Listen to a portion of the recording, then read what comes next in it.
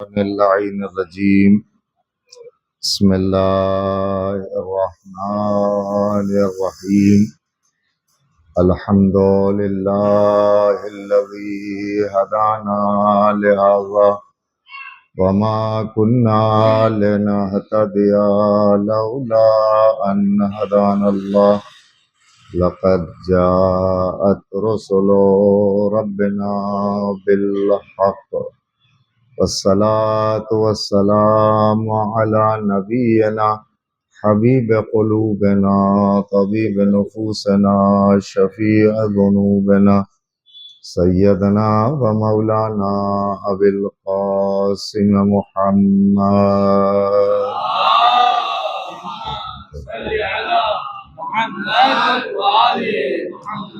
وعلى أهل بيته الطيبين الطاهرين المعصومين المظلومين ولعنة الله على أعدائهم أجمعين من يومنا هذا إلى قيام يوم الدين. أما بعد فقد قال الله تبارك وتعالى في محكم كتابه الحكيم وهو أصدق الصادقين وقوله الحق بالحق. بسم الله الرحمن الرحيم. لن تنالوا البر حتى تنفقوا ما تحبون.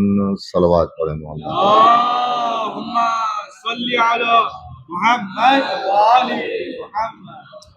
عزیزان محترم، کافی تاخیر ہو چکی ہے، لیکن کوشش یہ ہے کہ کم سے کم وقت میں اور زیادہ بیان آپ کے گوش گزار کیا جا سکے.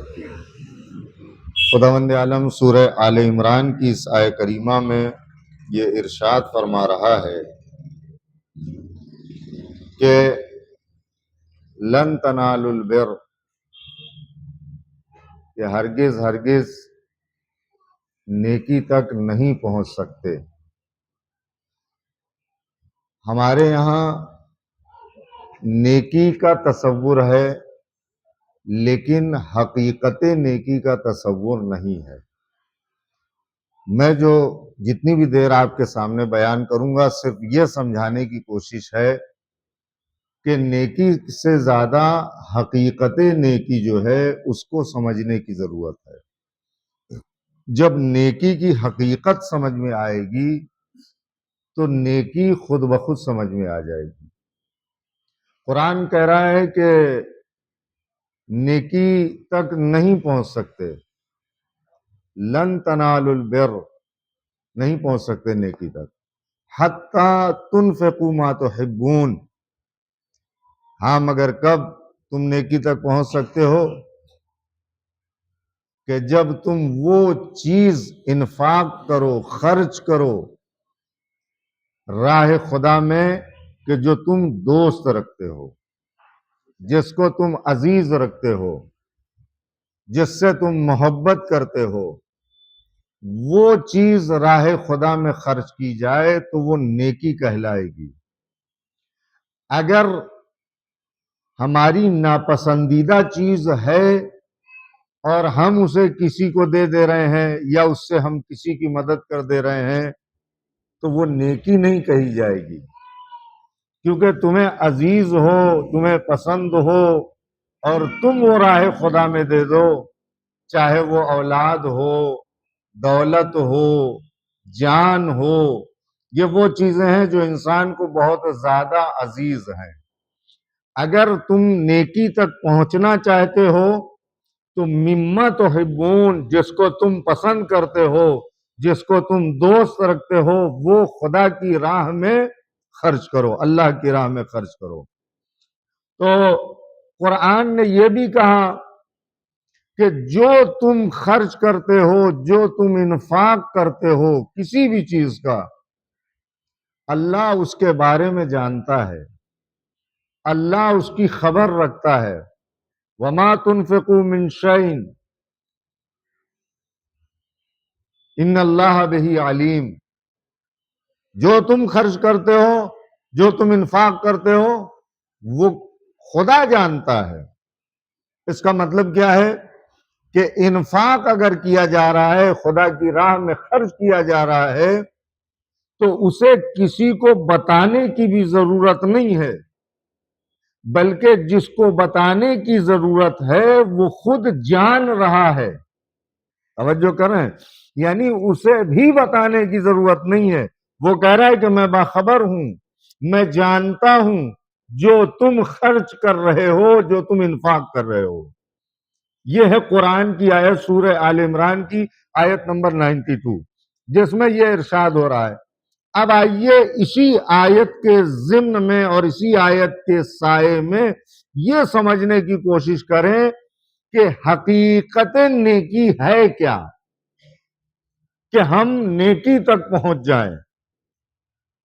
اب یہ ایک تصور تو آپ اپنے ذہن میں یہ رکھیے کہ نیکی کا مطلب یہ ہے کہ ہم جس کو دوست رکھتے ہیں، جس چیز کو پسند کرتے ہیں، وہ راہ خدا میں دی جائے، وہ راہ خدا میں خرچ کی جائے تو وہ نیکی کہلائے گی۔ اگر انفاق کی ہوئی چیز میں جو راہ خدا میں دی جا رہی ہے، اگر اس میں اپنی پسند شامل نہ ہو تو وہ نیکی نہیں کہلائے گی۔ یہ تو قرآن کا صاف میسیج ہے اور پیغام ہے تمام لوگوں کے لیے۔ اب آئیے اس کو دیکھیں کہ یہ حقیقت نیکی ہے کیا۔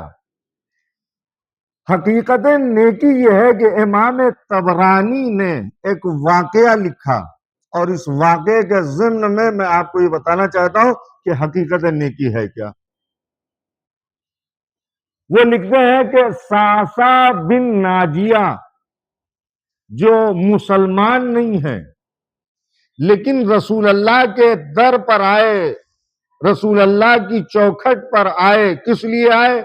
کہا یا رسول اللہ میں کلمہ پڑھنا چاہتا ہوں، میں ایمان لانا چاہتا ہوں، میں مسلمان ہونا چاہتا ہوں۔ رسول اللہ نے کہا کوئی بات نہیں، ٹھیک ہے، اگر تم کلمہ پڑھنا چاہتے ہو تو کلمہ پڑھ لو۔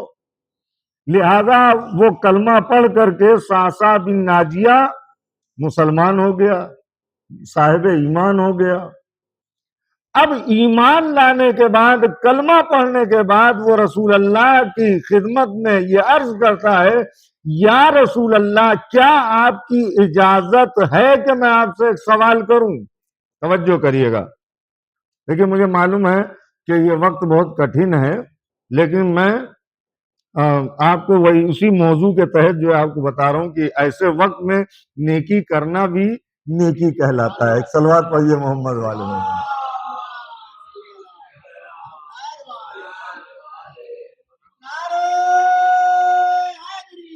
یا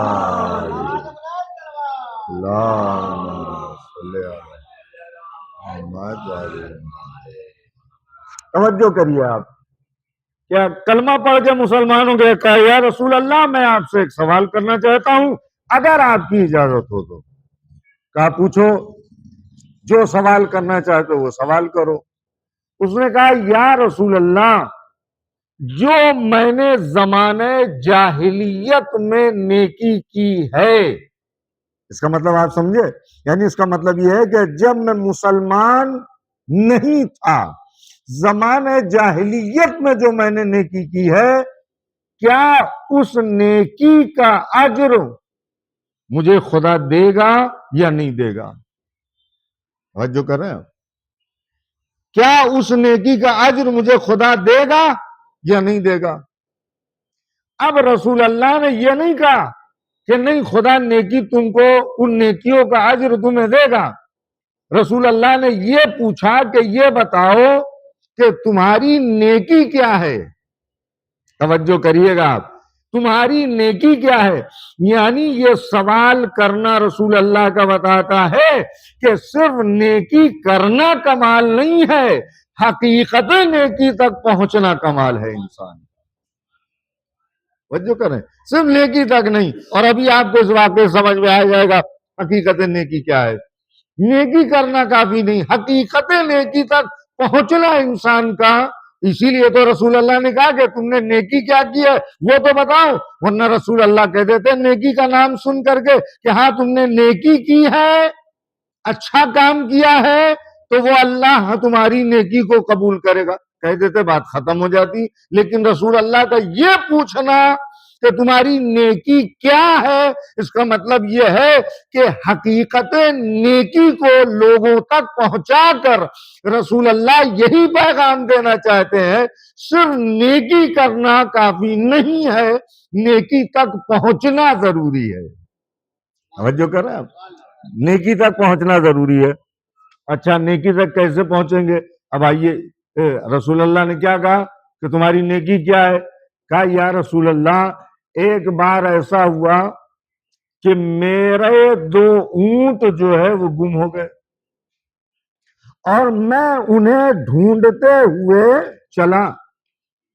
چلتے چلتے میں نے جنگل پار کر لیا اور جنگل پار کر کے میں ایک ایسی جگہ پہنچا جہاں پرانی آبادی اور بستی تھی، جہاں لوگ آباد تھے اور بہت پرانی آبادی تھی اور بستی تھی. وہاں پہنچ گیا. وہاں میں نے کیا دیکھا؟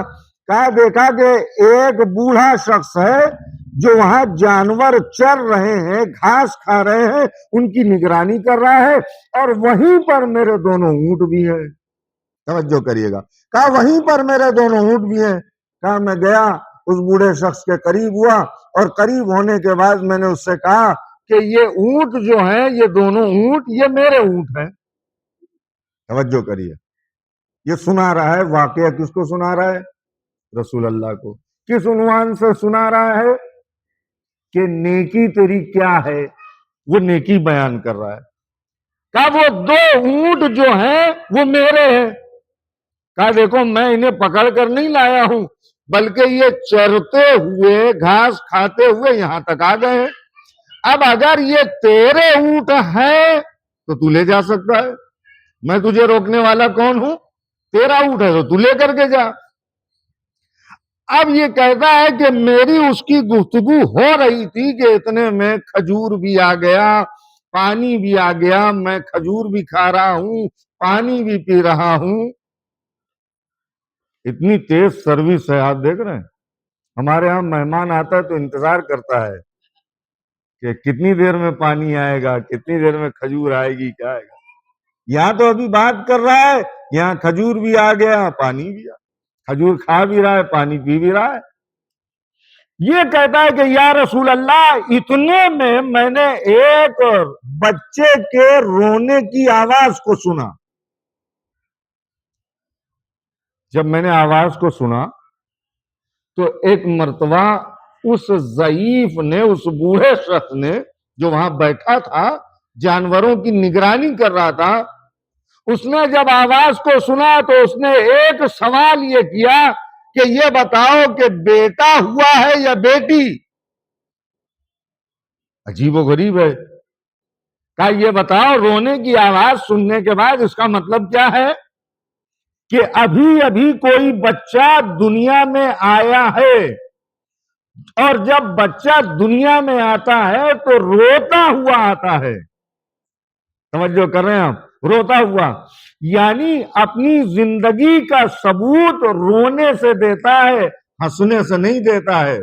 تو لہذا رونے والی قوم سے یہ نہ پوچھا کرو کہ تم اپنے سال کا آغاز رونے سے کیوں کرتے ہو.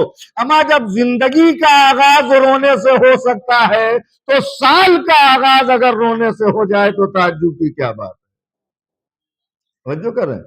لہذا جب وہ بچہ آیا دنیا میں تو اس کے رونے کی آواز جب سنی تو ایک مرتبہ اس بوڑھے نے، اس ضعیف نے یہ پوچھا کہ بیٹا ہے یا بیٹی ہے؟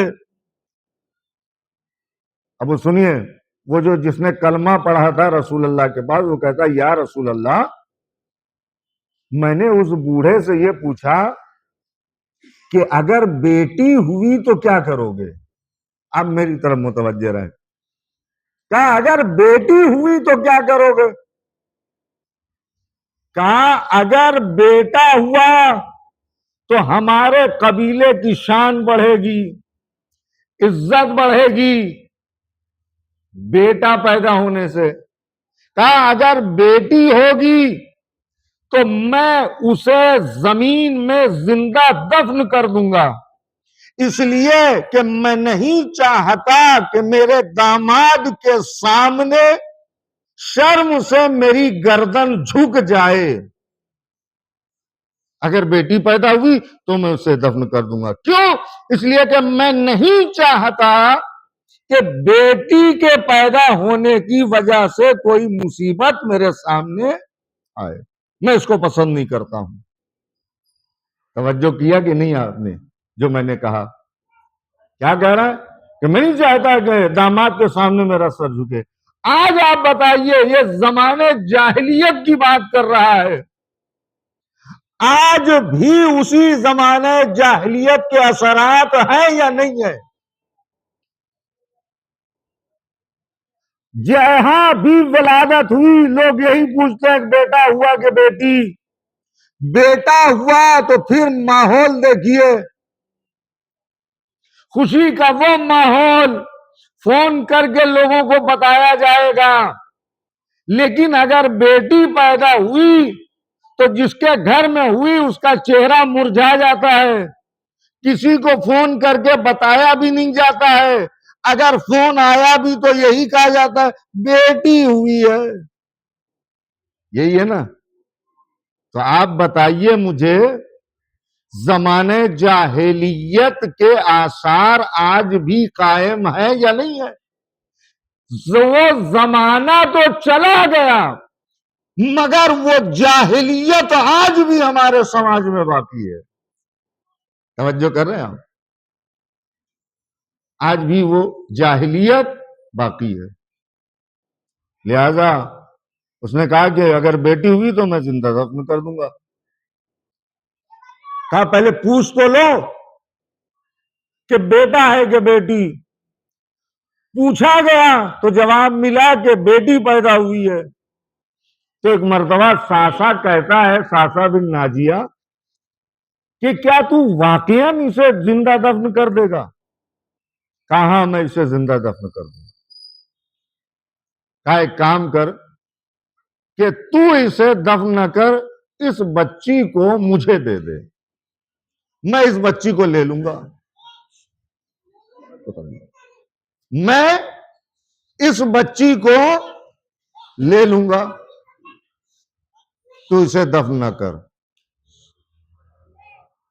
کہا کہ اگر میں اس بچی کو تمہیں دے دوں گا تو تم کیا دے گے مجھے اس کے بدلے میں؟ جو کر رہے ہیں آپ دیکھیے، سوال دیکھیے، آج بھی وہی سب کام ہو رہے ہیں، بس تھوڑا طریقہ، نام، یہ سب چینج ہو گیا ہے، کام وہی ہو رہے ہیں زمانے جاہلیت والے آج بھی۔ زمانے جاہلیت یعنی اسلام سے پہلے کا دور،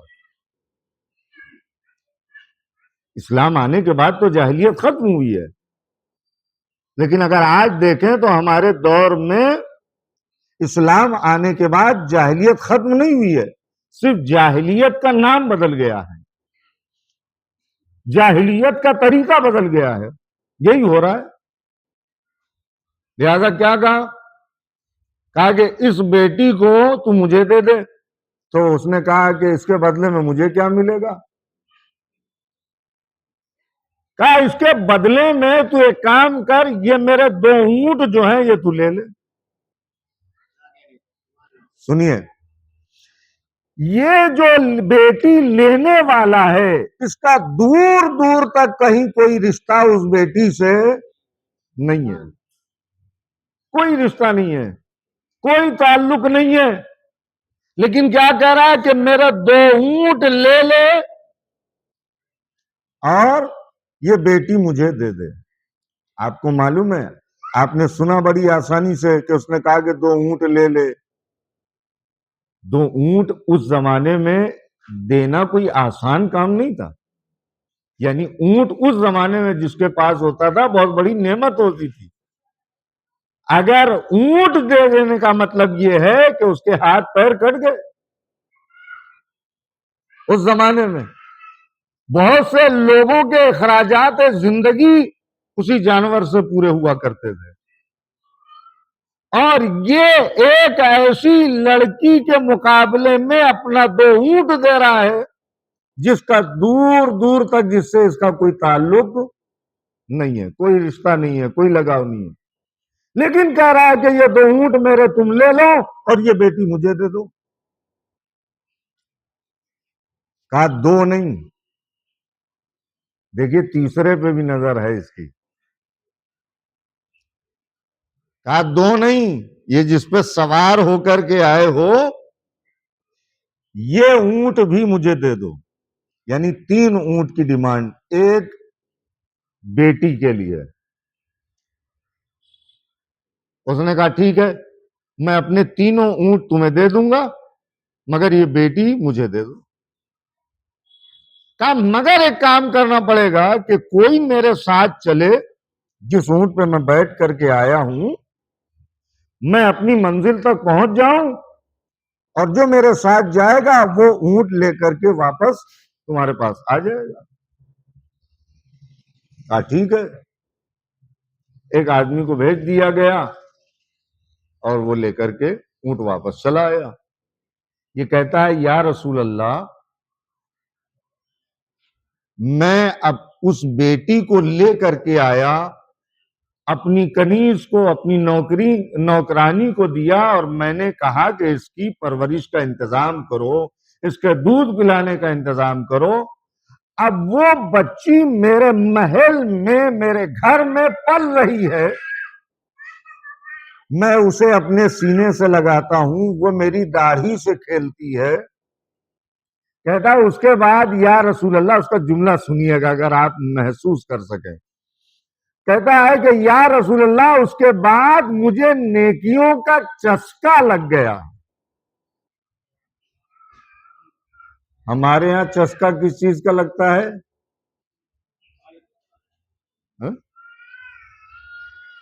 اس سے زیادہ میں کچھ نہیں کہوں گا، آپ سمجھ رہے ہیں تو کچھ کہوں گا نہیں میں۔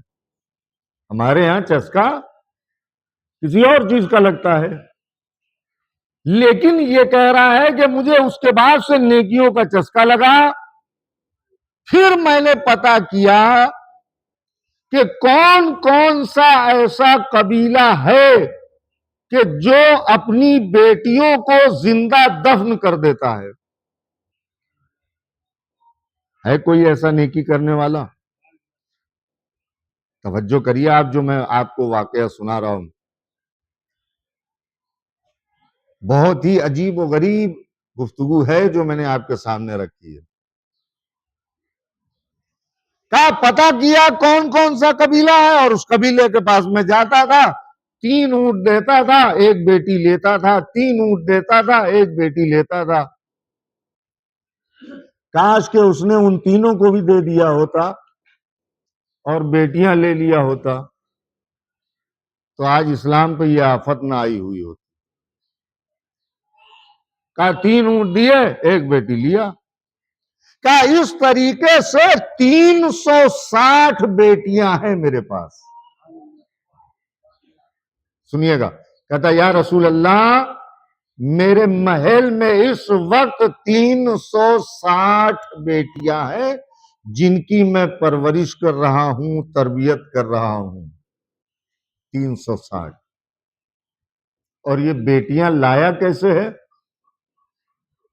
اپنے مال کو دے کر کے، مال کو قربان کر کے یہ بیٹیاں لے آیا۔ یہ بیٹیاں کون ہیں؟ اس کا اس سے کیا تعلق ہے؟ کا کوئی تعلق نہیں ہے، کوئی رشتہ نہیں ہے، ایک اجنبی بیٹی ہے، بس اسے زندہ دفن ہونے سے بچانا ہے کہ بیٹی کو زندہ دفن نہ کیا جائے۔ اس وجہ سے وہ اپنے 3 اونٹ دے کر کے ان بیٹیوں کو بچاتا رہا۔ دیکھیے حقیقت نیکی تک آپ کو پہنچانا ہے، نیکی کرنا کمال نہیں ہے، حقیقت نیکی تک پہنچنا کمال ہے۔ لن تنالوا البر، یہ جملہ یاد رکھیے، اور اس کے بعد دوسرا جملہ قرآن کا کیا؟ حتی تنفقوا مما تحبون، جو تم پسند کرتے ہو۔ مال کتنا عزیز ہے انسان کو کہ مال کمانے کے لیے انسان اپنی صحت کو کھو دیتا ہے۔ کھوتا ہے یا نہیں کھوتا ہے؟ حدیث کہتی ہے کہ پھر عجیب و غریب ہے یہ انسان، پھر اسی صحت کو پانے کے لیے مال کھو دیتا ہے نا؟ عجیب ہے۔ لہذا مال کتنا عزیز ہے انسان کے لیے، دنوں رات انسان مال کمانے کے لیے لگا ہوا ہے۔ نہ جانے کتنے ایسے لوگ ہیں جن کی نظر میں یہ بھی نہیں ہے کہ حلال ہے کہ حرام ہے، اس کا بھی خیال نہیں ہے، بس آنے دو جیسے آ رہا ہے۔ اور جو کریں اتنے اندھے ہو گئے مال کمانے کے چکر میں، بس آ رہا ہے آنے دو، حلال حرام کی تمیز ہمیں نہیں رکھنا ہے۔ لہذا مال کے پیچھے انسان اتنا دیوانہ ہو چکا ہے، اتنا پاگل ہو چکا ہے انسان۔ وہی مال جو انسان کو اتنا عزیز ہے، اتنا پیارا ہے، اسی مال کو ایک اجنبی بیٹی کے لیے قربان کر رہا ہے۔ کہا یا رسول اللہ، میرے محل میں اس وقت 360 بیٹیاں ہیں جن کی میں اس وقت پرورش کر رہا ہوں، تربیت کر رہا ہوں، انہیں پال پوس کر کے بڑا کر رہا ہوں۔ صرف خرید لیا یہاں تک بات ختم نہیں ہوئی، بلکہ ان کے رہنے کا انتظام، ان کے کھانے کا انتظام، ان کی تربیت، ان کی پرورش، یہ ساری ذمہ داریوں کو وہ اٹھا رہا ہے۔ کہا جاتا ہے نا، ہاتھی خریدنا مشکل نہیں ہے، اس کا پالنا مشکل کام ہے۔ بمبئی میں اگر یہ بات کہوں تو جلدی آپ کو سمجھ میں آئے گی، ایک بات بہت سننے کو ملتی، یہاں مولانا کھلانا بھاری نہیں پڑتا ہے، مہمان آ جائے تو کھلانا بھاری نہیں پڑتا ہے، سلانا بھاری پڑتا ہے۔ توجہ کر رہے ہیں آپ؟ کیوں؟ ان کی کیپیسٹی میں نہیں ہے۔ یہاں گاؤں جیسے گھر تو ہے نہیں، خود کے اپنے رہنے کے لیے اتنی وسعت نہیں ہے گھر میں، اپنی فیملی کے لیے، تو مہمان کے لیے کہاں سے ہو؟ ٹھیک ہے، تو کھلا دینا آسان ہے لیکن سلانا مشکل ہے۔ بھائی سونے کا انتظام کر لو، ہم کھانا کھلا دیں گے آپ کو۔ لیکن آپ سوچ، یہ صرف اس لیے کہہ رہا ہوں کہ آپ سمجھیے کہ وہ کتنی بڑی ذمہ داری کو ادا کر رہا ہے، کتنی بڑی، کہ ان کے رہنے کا انتظام، کھانے کا انتظام، پہننے کا انتظام، تعلیم کا انتظام، تربیت کا انتظام، ہر انتظام کر رکھا ہے اس نے۔ کس کے لیے؟ کہا جن سے کوئی تعلق نہیں ہے، کوئی خونی رشتہ اس کا نہیں ہے، اجنبی ہے۔ اب وہ سوال کرتا ہے، یا رسول اللہ، یہ جو میں نے نیکی کی ہے، کیا اس کا خدا مجھے اجر دے گا، اس کا ثواب مجھے دے گا؟ جیسے ہی اس نے کہا تو رسول اللہ کے چہرے کا رنگ بدلا، آنکھوں سے اشک جاری ہوئے، داڑھی تک آئے۔ رسول اللہ کے آنسو ایسا جاری ہوئے کہ داڑھی تک آئے اس کی بات سن کر۔ اور اس کے بعد کا جملہ سنیے، جہاں تک میں آپ کو پہنچانا چاہتا تھا۔ رسول اللہ نے بڑھ کر کے اسے اپنے سینے سے لگا لیا، اس کی پیشانی کا بوسہ لیا۔ بڑی آسانی سے سنا آپ نے، جملہ بدل کے کہوں، یہ جو اس نے نیکی کی ہے، اس نے نیکی کی نہیں ہے، نیکی کو پایا ہے، اس نے نیکی تک پہنچا ہے یہ، اسی لیے رسول اللہ نے اس کو اپنے سینے سے لگایا، اس کی پیشانی کا بوسہ لیا۔ رسول اللہ کا سینے سے لگانے کا مطلب یہ ہے، جو عالمین کے لیے رحمت بنا کر کے بھیجا گیا ہے، وہ اسے اپنے سینے سے لگا رہا ہے۔ گویا یہ رسول اللہ اپنے سینے سے نہیں لگا رہے ہیں، اللہ کی رحمت ہے جو اسے اپنے سینے سے لگا رہی ہے۔ جو کر رہے ہیں یہ اللہ کی رحمت،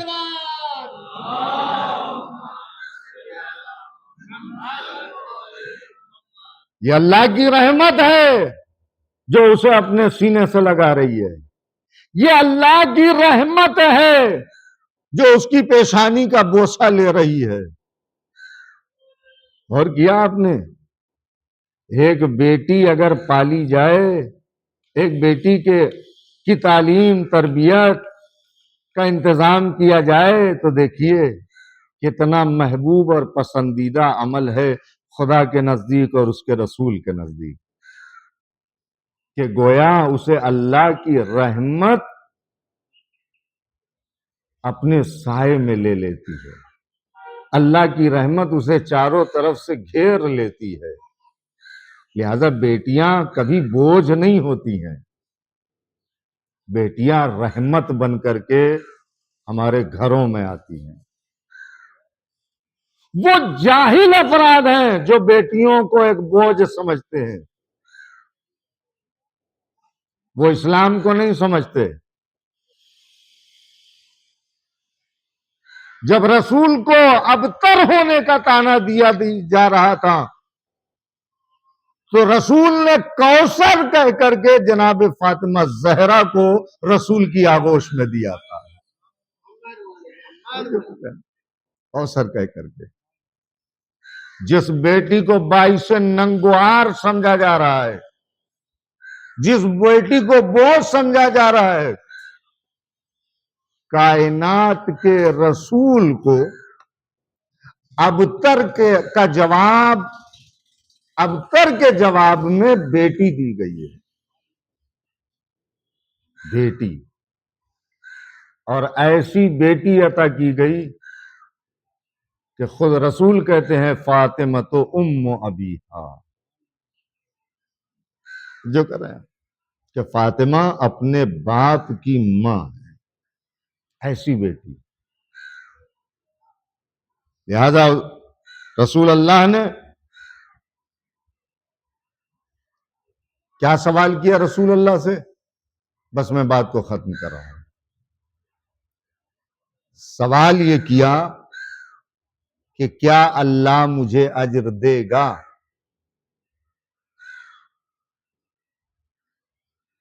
کیا مجھے جو میں نے زمانے جاہلیت میں نیکیاں کی ہیں، کیا اللہ اس کا مجھے اجر دے گا؟ کہا نیکی کیا کی ہے؟ نیکی بتایا، نتیجہ کیا ہوا؟ کائنات کے رسول نے سینے سے لگایا، پیشانی کا بوسہ لیا اور اس کے بعد فرمایا اللہ نے تجھے یہ اجر ہی تو دیا ہے۔ قسم خدا کی آپ محسوس کریں، کہیں بھوک کا غلبہ جو ہے میرے جملے کو ضائع نہ کر دے۔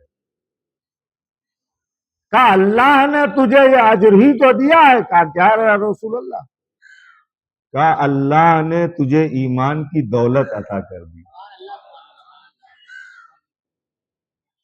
یعنی اس کا مطلب سمجھے، جو اجنبی بیٹیوں کی تربیت کر رہا ہو، پرورش کر رہا ہو، پال رہا ہو، تو اللہ اسے ایمان کی دولت دے دیتا ہے۔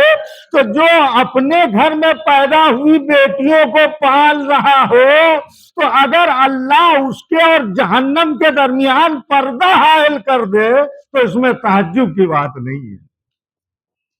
جیسے جیسے تعداد بیٹیوں کی بڑھتی جائے گی، یہ حدیث ہے، میرا جملہ نہیں ہے، ویسے ویسے باپ اور جہنم کے درمیان پردہ حائل ہوتا چلا جاتا ہے۔ یعنی یہ بیٹی ہے جو اپنے باپ کو جہنم کی آگ سے بچاتی ہے، جو اپنے باپ کو جہنم سے دور لے کر کے چلی جاتی ہے۔ جو کر رہے ہیں آپ، رسول اللہ نے کہا یہ تو تمہارا دنیا کا اجر ہے، دنیا کا اجر۔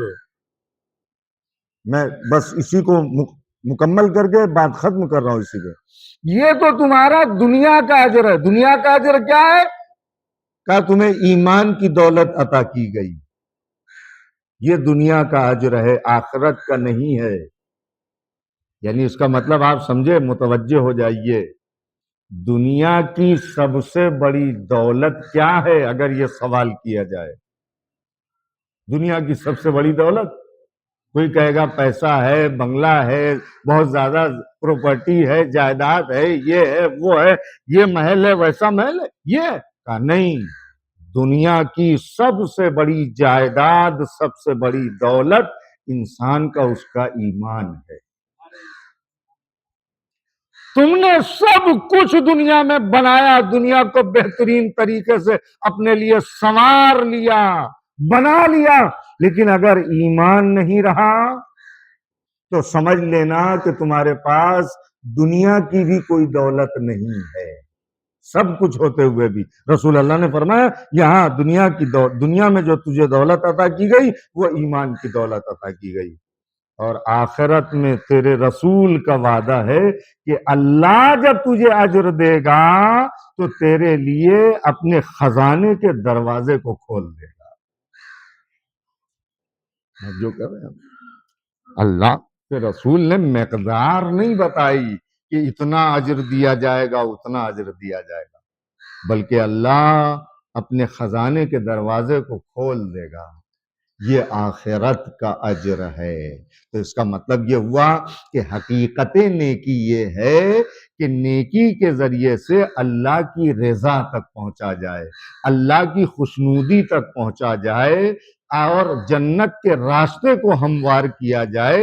اگر یہ چیزیں ہماری نیکیوں میں پیدا ہو رہی ہیں تو اس کا مطلب یہ ہے کہ ہم نیکی کو پا رہے ہیں، اور اگر نیکی کرنے کے بعد اللہ کی خوشنودی ہم کو حاصل نہیں ہو رہی ہے تو اس کا مطلب یہ ہے کہ ہم نیکی کر تو رہے ہیں مگر اجر و ثواب سے محروم ہوتے چلے جا رہے ہیں۔ جو کریں نیکی، حقیقت نیکی یہ ایک موضوع، ایک سبجیکٹ ہے جس پہ میں بس آج اتنی ہی بات کرنا چاہتا ہوں کہ ہم کو اصل میں حقیقت تک پہنچنا ہے۔ قرآن یہی تو کہہ رہا ہے لن تنالوا البر حتی تنفقوا مما تحبون، تم نیکی تک نہیں پہنچ سکتے، کب تک؟ کہا جب تک کہ تم وہ چیز اللہ کی راہ میں خرچ نہ کر دو کہ جس کو تم عزیز رکھتے ہو، تم جس کو دوست رکھتے ہو۔ بس میں نے بات کو ختم کیا۔ کربلا کے میدان میں جہاں قربانیاں اتنی دی گئی ہیں،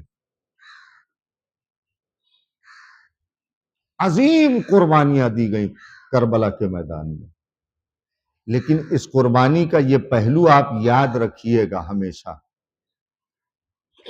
حسین نے، اصحاب حسین نے، یہاں تک کہ وہ خواتین جو حسین کے ساتھ کربلا میں آئی تھی، انہوں نے جو قربانیاں دی ہیں نا وہ عزیز ترین شے کی قربانی دی ہے، عزیز ترین، یعنی جسے وہ دوست رکھتے تھے اس کی قربانی کربلا میں دی گئی۔ ایک باپ جسے 18 سال کا جوان آ کر کے یہ کہہ رہا ہو کہ بابا مجھے مرنے کی اجازت دیجیے،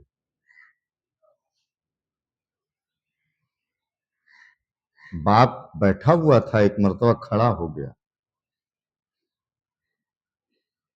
علی اکبر کے اس جملے کا وزن ایک باپ ہی محسوس کر سکتا ہے کہ جب جوان بیٹا اس کے سامنے یہ کہے کہ مجھے مرنے کی اجازت۔ حسین کھڑے ہو گئے، کہا بیٹا علی اکبر یہ تم کیا کہہ رہے ہو؟ ایک جوان بیٹا اپنے بوڑھے باپ سے مرنے کی اجازت مانگ رہا ہے۔ عزاداروں مجھے بس مختصر سے مسائل پڑھنا ہے، آپ رونے کے لیے آمادہ ہیں، اور چند جملے سنیے اور مجلس تمام ہے۔ کہا جاؤ اس سے اجازت لو کہ جس نے تمہیں چکیاں پیس کر کے پالا۔ ماں تو ام لیلہ تھی مگر پالا تھا زینب نے۔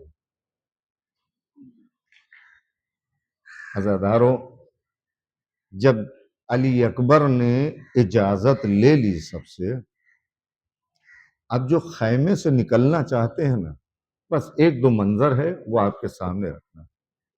خیمے سے نکلنا چاہتے ہیں تو کبھی خیمے کا راوی کہتا ہے کبھی خیمے کا پردہ اٹھتا ہے اور کبھی گرتا ہے۔ کہا کیوں؟ کہا جب بھی علی اکبر نکلنا چاہتے تھے تو کبھی کوئی بیوی بازو پکڑ لیتی تھی، کبھی کوئی بیوی علی اکبر کا ہاتھ پکڑ لیتی تھی، کبھی کوئی بیوی علی اکبر کا دامن پکڑ لیتی تھی۔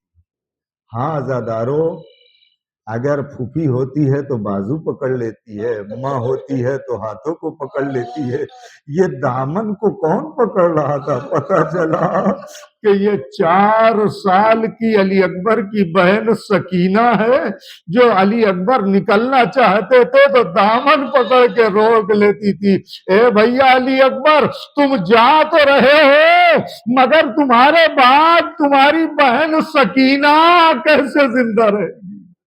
ہاں عزادارو، علی اکبر ایسے نکلے کہ ایسے کوئی خیمے سے رخصت نہ ہوا، اور ایک مرتبہ علی اکبر کو گھوڑے پر سوار کیا گیا، علی اکبر مقتل کی طرف چلے، ابھی چل رہے تھے کہ ایک مرتبہ علی اکبر نے محسوس کیا کہ جیسے کوئی میرے پیچھے آ رہا ہے۔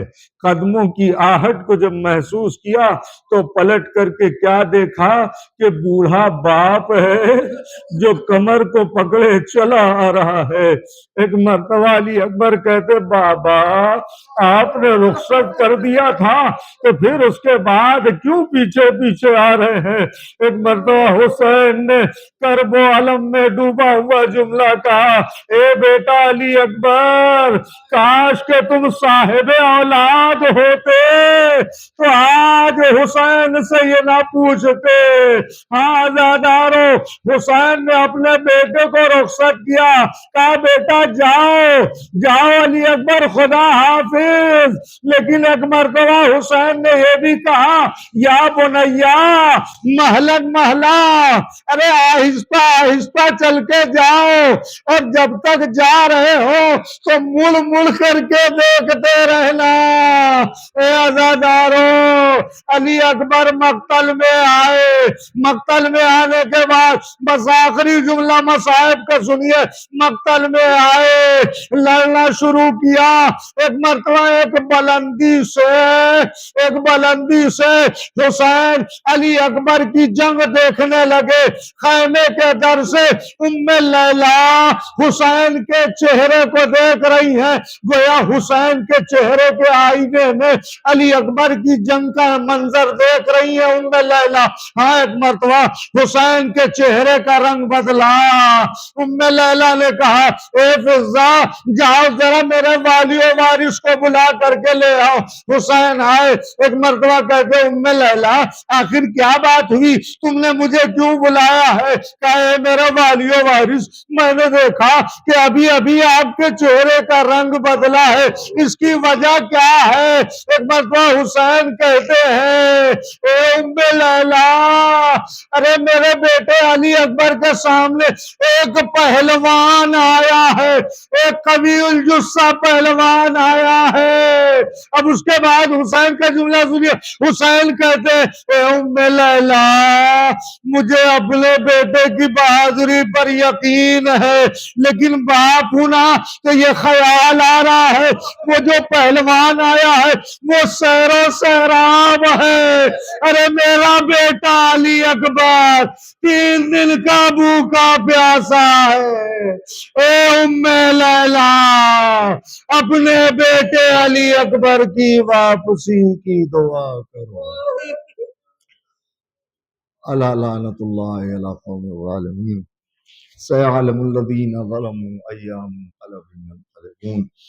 بار الہ تجھے محمد و آل محمد کا واسطہ ہمارے اس مختصر سے عمل کو قبول فرما، ہماری ناسوؤں کو رومال سیدہ میں جگہ عنایت فرما۔